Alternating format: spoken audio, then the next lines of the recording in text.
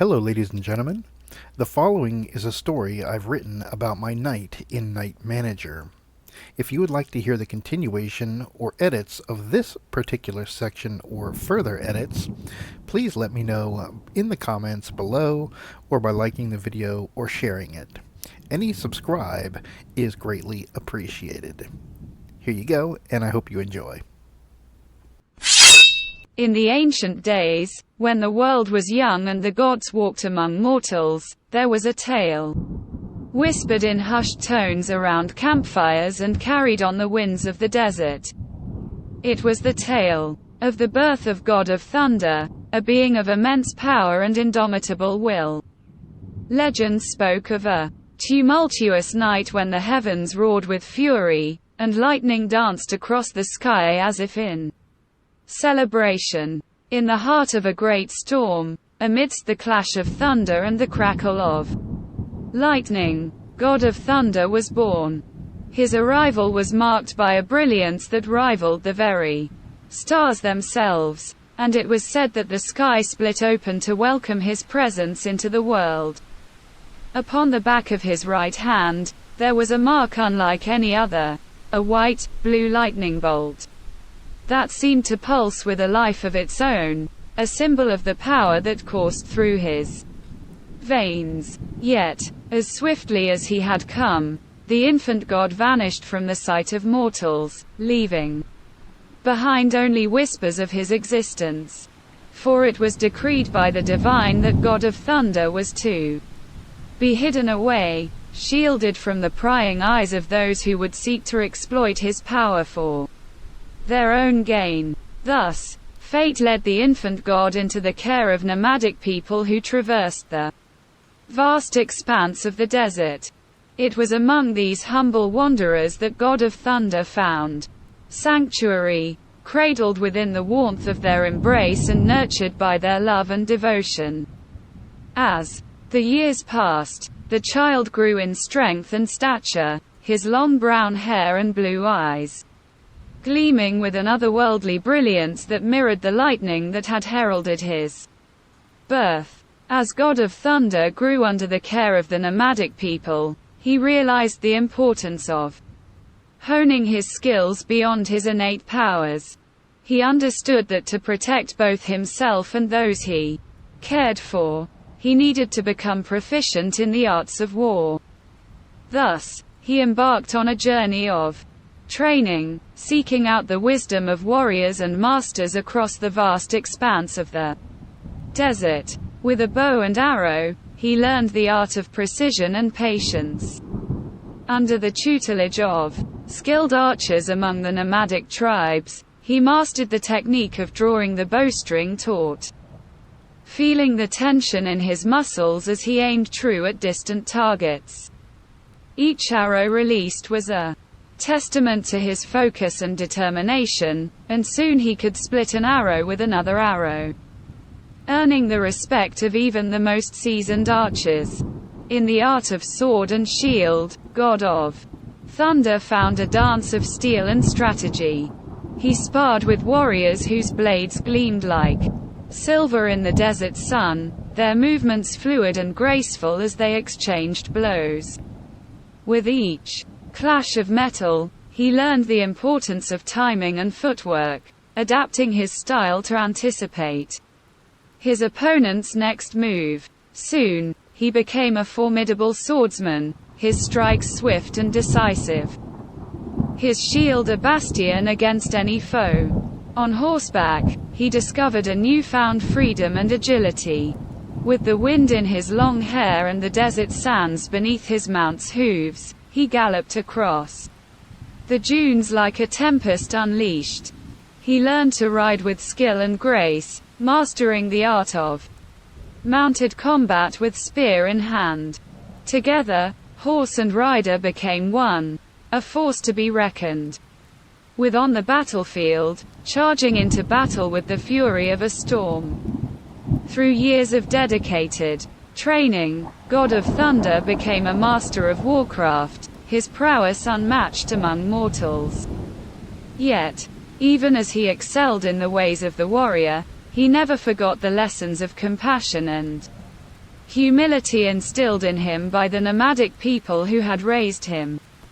For he knew that true strength lay not only in the mastery of weapons but also in the kindness of heart and the bonds of kinship, forged on the sands of the desert.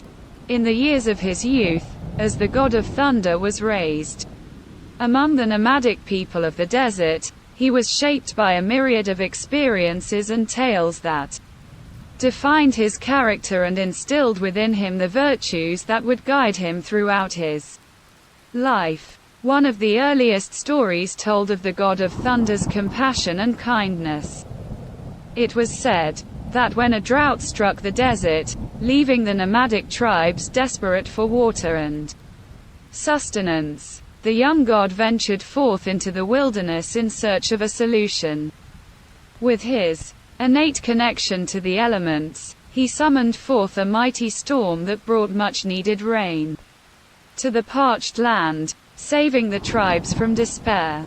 From that day forth, he was revered as a protector and provider, his benevolence earning him the love and admiration of all who dwelled in the desert. Another tale spoke of the god of thunder's courage in the face of adversity. When a band of marauders threatened to pillage the nomadic camps and enslave their people, the young god did not hesitate to take up arms in defense of his adopted kin. With lightning crackling at his fingertips and the roar of thunder at his command, he faced the invaders head-on, driving them back with a ferocity that left them trembling in fear. Though outnumbered and outmatched, the god's bravery inspired the nomadic warriors to fight alongside him, and together, they emerged victorious, their freedom preserved by the courage of one. Yet, amidst tales of heroism and valor, there were also stories that spoke to the god of thunder's humility and humility.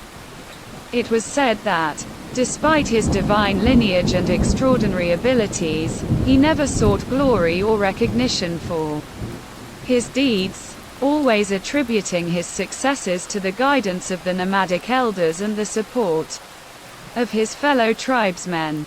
He remained grounded in his roots, never forgetting the lessons of his upbringing or the values instilled in him by his adoptive family.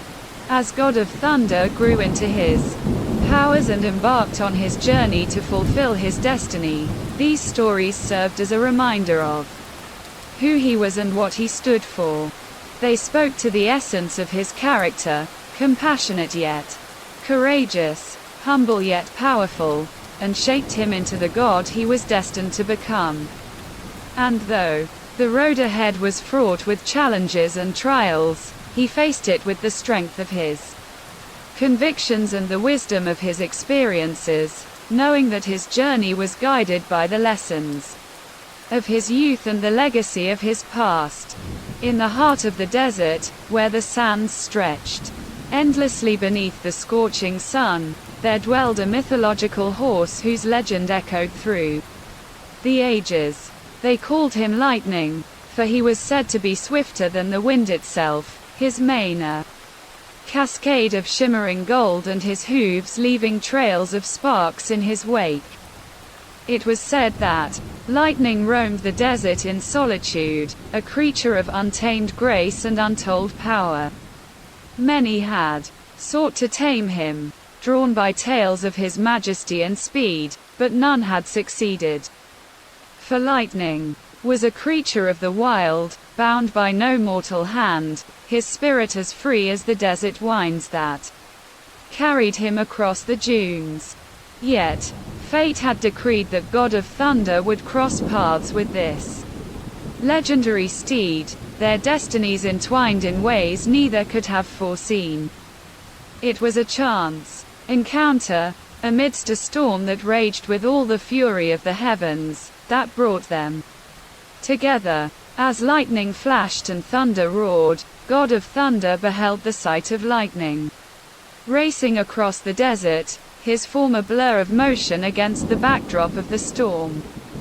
In that moment, a bond was forged between God and horse, a connection that transcended the boundaries of mortal understanding. Approaching lightning with outstretched hand and gentle words, God of thunder.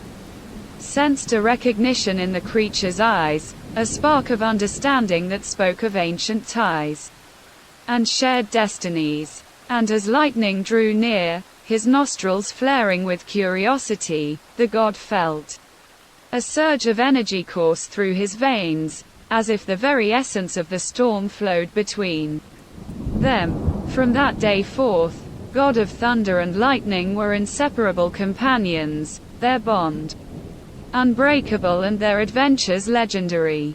Together, they traversed the desert sands, their hooves kicking up clouds of dust as they raced across the dunes, their laughter mingling with the howl of the wind. With lightning by his side, God of thunder felt invincible, his spirit soaring on wings of freedom as they journeyed to the farthest reaches of the world. And though their paths would diverge at times, as all paths must, their bond remained steadfast, a beacon of light in the darkness, a reminder of the power of friendship and the enduring strength of the heart. But even as he walked among mortals, there was a sense of destiny that hung heavy upon his shoulders, a calling that beckoned him to rise above his humble origins and embrace his true purpose as a god. And Sir, God of Thunder embarked on a journey that would take him to the farthest reaches of the world, where he would unleash the fury of his power upon those who dared to threaten the balance of the cosmos. With each clap of thunder and flash of lightning, he would remind mortals of the awe-inspiring might of the divine, forever earning his place among the pantheon of gods. Yet, no matter how far he roamed or how high he soared, God of Thunder would always carry with him the memories of the nomadic people who had raised him as their own, their love serving as a guiding light in the darkest of times.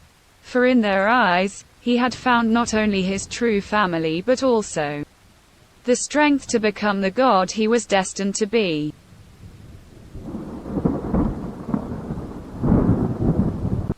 Thank you for joining us, ladies and gentlemen. Please like, subscribe, and leave a comment down below letting me know what you think. Until next time, may legends be born.